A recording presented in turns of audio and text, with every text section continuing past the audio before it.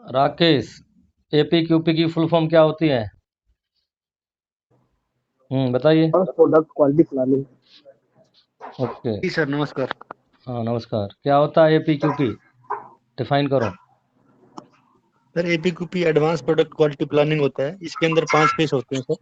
हम्म और face face wise इसमें document बनाने होते हैं सर। और ये नए पार्ट के लिए सर एपीक्यूपी टाइम प्लान बनाते हैं हम, जो न्यू प्रोडक्ट नया पार्ट बनता है ना सर। नहीं, आप और सर जो डिफाइन समझ में आया है, मगर जो मैंने एपीक्यूपी की डेफिनेशन जो समझाई थी उस तरीके से बोलो। ठीक है, आपको समझ आया है, इसमें समझाने की आप कोशिश कर रहे हो। अब मुझे हाँ, बॉबी बताएगा। बॉबी जरा बताइए, क्या होता है एपीक्यूपी?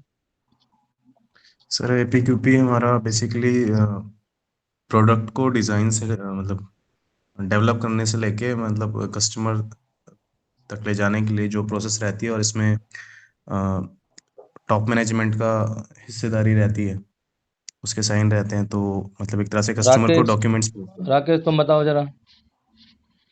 सर हम एपीक्यूपी तब करते हैं जब हमें जो कम्युनिकेशन गैप है, जो प्रोडक्ट हम डिजाइन करने, जो प्रोसेस डिजाइन करने जा रहे हैं उसमें क्या क्या फेल्योर आएगा, उससे पहले हम अपने इन पे ये सारे पांचों फेज पे एक्सरसाइज कर लेते हैं ताकि मुझे कोई फेलियर ना मिले और मैं टाइम पे डिलीवरी दे सकूं।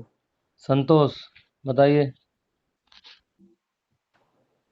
एपीक्यूपी का फुल फॉर्म होता है advanced product quality planning. APQP में 5 फेज होते हैं। Phase 1 plan and define program, phase 2 product design and development, phase 3 process design and development, phase 4 process and product validation, phase 5 feedback and assessment and corrective action. मतलब चलो, ये पांचों तो phase खैर में अच्छा टॉप है। मैनेजमेंट का इन्वॉल्वमेंट होता है। हैं? ठीक है, वो न्यू आपने प्रोडक्ट आगे तक इसको के एक्सप्लेन किया डेवलपमेंट है। में अभी आपको मैंने क्या बोला था? सबसे जब आप हमारी क्लास का सब लोगों के साथ में मेरी पहली क्लास हुई थी कि क्वेश्चन को समझना है। क्वेश्चन मेरा क्या है? डिफाइन एपीक्यूपी।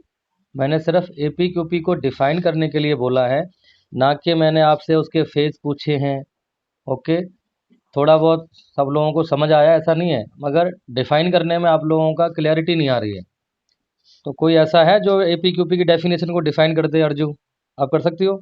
यूपी जो हमारा प्रोजेक्ट की फिजिबिलिटी समझने के लिए वो टाइम प्लान होता है। इसमें टाइम हम रेडी करते हैं, टाइम प्लान शेड्यूल रेडी करते हैं जिसके अकॉर्डिंग हमें पूरा प्रोजेक्ट रेडी करना होता है सर।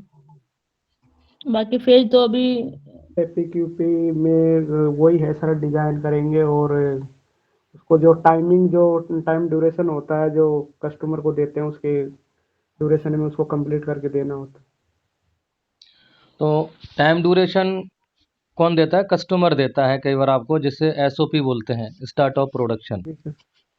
देखो, इसने आप सब लोगों ने ठीक बताया है। इसने थोड़ा सा एक आंसर का आंसर दिया है, एक लाइन का। उसमें थोड़ा सा इसने बताने की कोशिश करी है कि जो हमारे पास टाइमलाइन होता है उसमें हमको सारी एक्टिविटी करनी होती हैं। तो एपीक्यूपी का सिंपल डेफिनेशन है। आप लोगों ने जैसा आपने समझा, एक्सप्लेन करने की कोशिश की, गुड। मगर फिर भी जैसे मैंने आपको समझाया कि आंसर को बी स्पेसिफिक रिप्लाई करना है, तो मैंने आपसे पूछा है डिफाइन एपीक्यूपी। तो आपको बोलना चाहिए कि सर एपीक्यूपी एक डॉक्यूमेंटेड स्ट्रक्चर मेथड है, जिसमें हम किसी भी प्रोडक्ट को डेवलप करने के लिए या एग्जिस्टिंग प्रोडक्ट में कुछ ईसीएन करने के लिए हम एडवांस में प्लानिंग करते हैं, phase wise, as per the time frame defined by the customer. बस इतना बताना था। ठीक है। और आपने उसको थोड़ा स्ट्रेच कर करके बताया है, टॉप मैनेजमेंट का इन्वॉल्वमेंट करवा दिया। ठीक है, वो सारी चीज़ के अंदर होती है जो आपने बताया है, मगर बी स्पेसिफिक आंसर देना चाहिए। अच्छा, ठीक है सर। बॉम्ब क्या होता है? बॉम्ब, राकेश। मटेरियल होता है सर। क्या है ये? सर बिल कौन ऑफ बताएगा मटेरियल में बॉम्ब की वो सारे डेफिनेशन? चीज जो बोलो सर बोलो। इसमें चाइल्ड पार्ट होते हाँ, हैं, चाइल्ड पार्ट की लिस्ट होती है। ठीक है। और थोड़ा इसको एक लाइन में डिफाइन करो पूरा। सर बॉम्ब मतलब बिल ऑफ मटेरियल होता है, और उसके अंदर जो अपना प्रोडक्ट रहता है, जो प्रोडक्ट बनने वाला है, उसको जितने भी चार पार्ट लगते हैं उसका सब लिस्ट वाइज, नंबर वाइज सब रहता है। ठीक है। तो तो BOM is बाहर the bill of material. It is the document that having list of child part of a finished product or assembly product. ठीक है। स्पेशल करेक्टरिस्टिक्स लिस्ट क्या है, क्या लिखोगे इसके अंदर स्पेशल करेक्टरिस्टिक्स की लिस्ट में, बता। टेंशन का जो लिस्ट हो है फिटमेंट से रिलेटेड होता है सर। थोड़ा जोर से बोलो, आपकी आवाज़ कम आ रही है यार। सर केसी डायमेंशन, जो केसी डायमेंशन होता है ना सर, हम उसी को उसमें लिखते हैं, जो फिटमेंट से रिलेटेड होता है हम उस पर फोकस करते हैं। हाँ, तो special characteristics list is the critical dimension of the product. Okay, feasibility ये होती है जो हमारा प्रोडक्ट है वहाँ जैसा उसको हम बना सकते हैं नहीं, उसकी रिसोर्सेज हमारे पास है या नहीं है, ठीक है, गुड। इससे रिलेटेड सर सारी। ओके, तो जब भी हमारे पास कस्टमर से ड्राइंग आती है, तो ड्राइंग जब आएगी तो CFT, ये इसका जो मेन रिस्पॉन्सिबिलिटी किसकी रहेगी, आपका डिज़ाइन एंड डेवलपमेंट वाले की। वो CFT को इंक्लूड करके फिजिबिलिटी चेक करेगा, क्या हमारे पास एग्जिस्टिंग रिसोर्सेज हैं या नहीं है फॉर मैन्युफैक्चरिंग दैट प्रोडक्ट, और you can say for development that product according to drawing. Okay, good. अच्छा, ये मुझे बताएगा संतोष, ये PFD प्रोसेस फ्लो डायग्राम पहले बनेगा क्या PFMEA पहले बनेगा? संतोष। प्रोसेस फ्लो डायग्राम पहले बनेगा, प्रोसेस फ्लो डायग्राम पहले बनेगा। हाँ भाई दीपक। जी सर, प्रोसेस फ्लो डायग्राम पहले बनेगा सर, जब ड्राइंग होती है ना सर। ड्राइंग आने के बाद हम ये देखते हैं सर कितने प्रोसेस में बनेगा ये पार्ट। ठीक है, गुड। PPAP APQP के कौन से फेज में सबमिट होता है, कौन बताएगा? परमेश्वर बताइए जरा। फोर्थ फेज में। फोर्थ फेज में सर। यस, फोर्थ फेज का नाम क्या है? फोर्थ फेज में product product and validation, process validation. Process validation. Okay, very good. अभी APQP का लेटेस्ट एडिशन कौन सा चल रहा है, न्यूली वर्जन कौन सा है?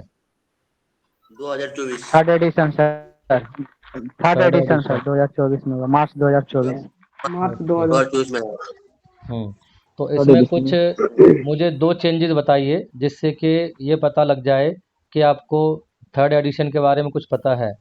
मेजर 2 चेंजेस बताइए, इसमें क्या क्या चेंजेस कल मैंने बताए थे आपको। सर उसका बताए थे कंट्रोल प्लान में।